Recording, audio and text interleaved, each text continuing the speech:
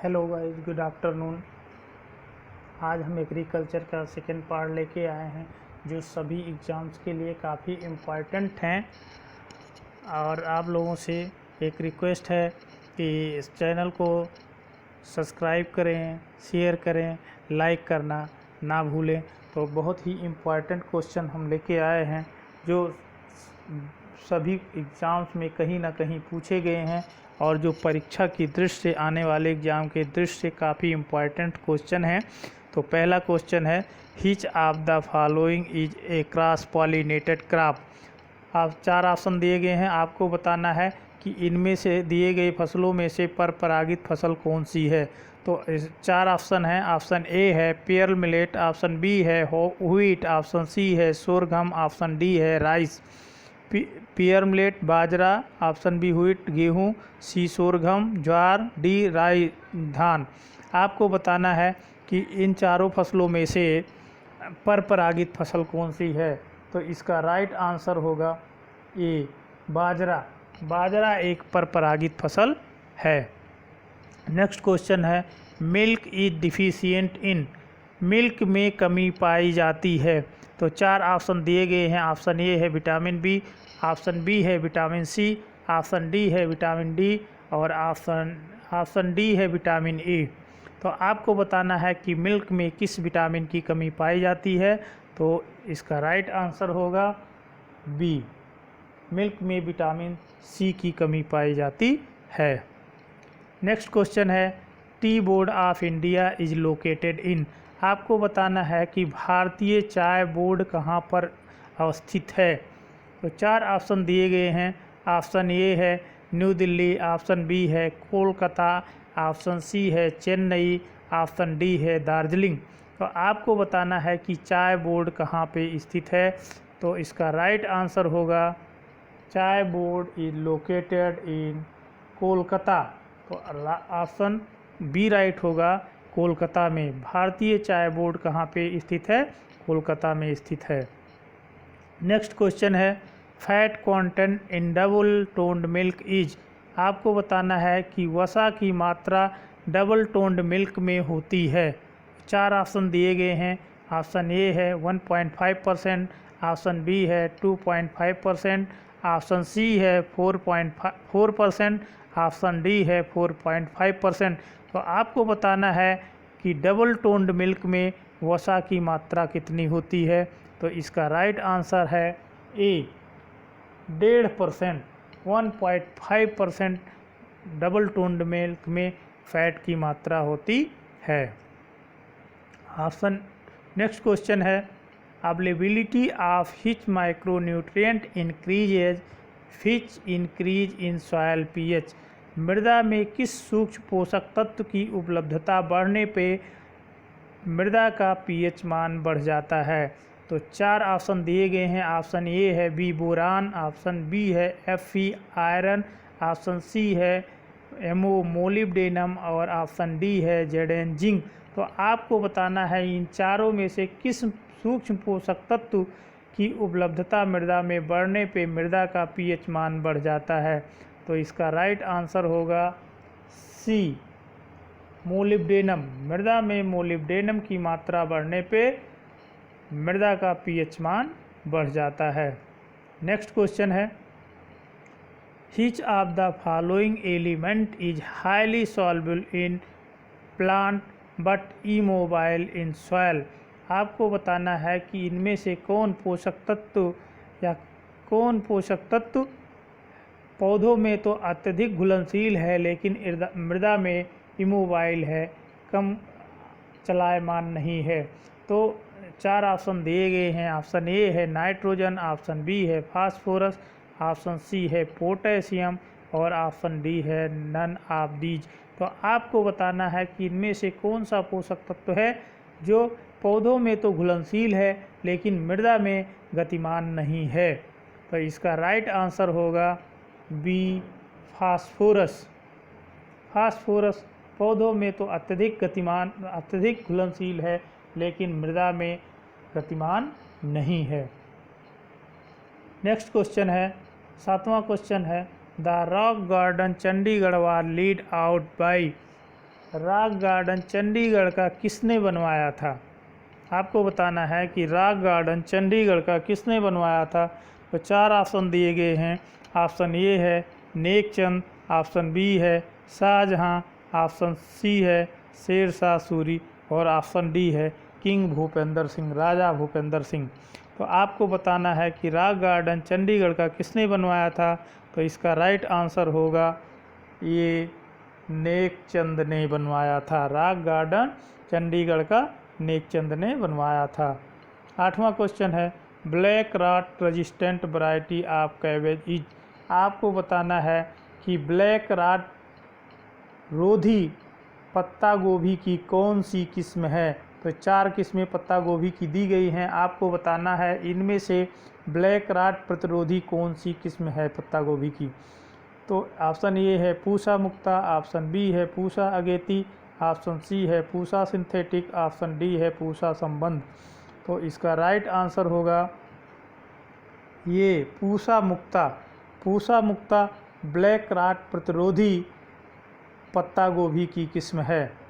Next question है which of the following is used to control soil borne pathogen in organic agriculture. आपको बताना है कि organic कृषि में मृदा जनित रोग का नियंत्रण करने के लिए किसका प्रयोग किया जा सकता है या किसका प्रयोग करके ऑर्गेनिक कृषि में मृदा जनित रोग कारक का नियंत्रण किया जा सकता है। तो 4 विकल्प दिए गए हैं। ऑप्शन ए है वर्मी कंपोस्ट का, ऑप्शन बी है FYM का, ऑप्शन सी है ट्राइकोडर्मा का या ऑप्शन डी है आयल केक का। तो आपको बताना है कि इन चारों में से किसका प्रयोग करके मृदा जनित रोगों का ऑर्गेनिक कृषि में नियंत्रण किया जा सकता है। तो इसका राइट आंसर होगा सी ट्राइकोडर्मा। ट्राइकोडर्मा का प्रयोग करके मृदा जनित रोगों का ऑर्गेनिक कृषि में नियंत्रण किया जा सकता है। नेक्स्ट क्वेश्चन है seed control order came into existence in. आपको बताना है कि बीज नियंत्रण आदेश कब प्रभाव में आया। तो 4 ऑप्शन दिए गए हैं। ऑप्शन ए है 1973, ऑप्शन बी है 1987, ऑप्शन सी है 1983 और ऑप्शन डी है 1993।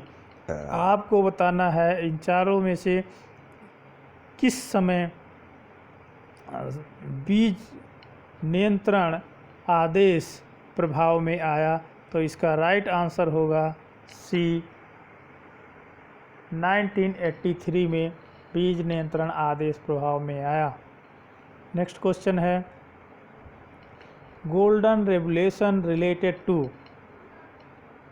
गोल्डन रेवुलेशन नहीं होना चाहिए, ये ग्रीन रेवुलेशन है। ये कौन सा है? ग्रीन रेवुलेशन है। ये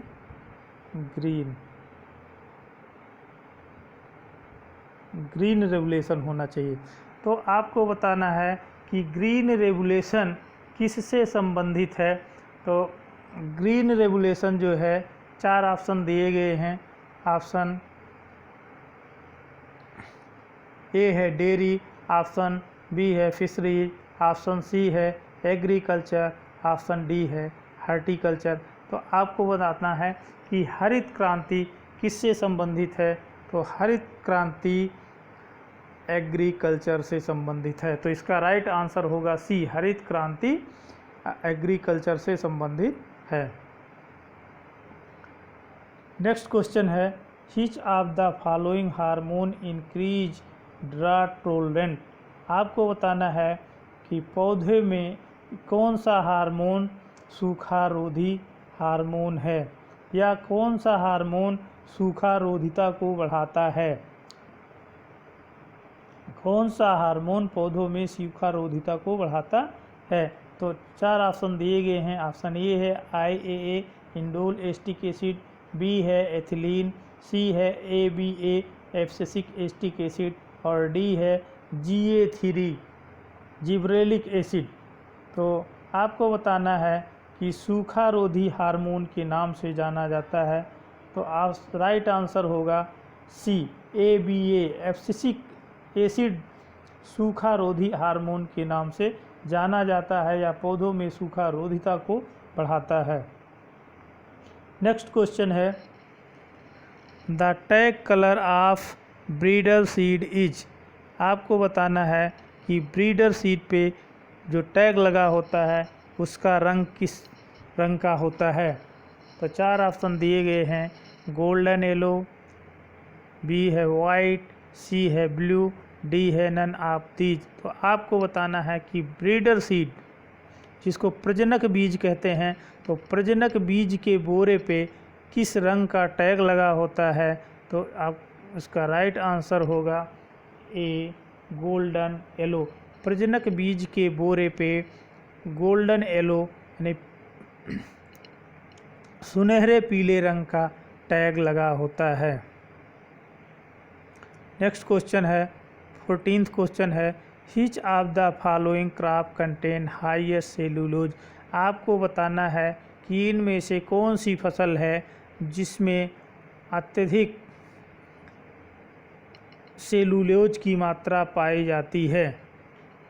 तो 4 ऑप्शन दिए गए हैं, ऑप्शन ए है कॉटन, ऑप्शन बी है शुगर केन, ऑप्शन डी है जूट और ऑप्शन डी है कास्टर।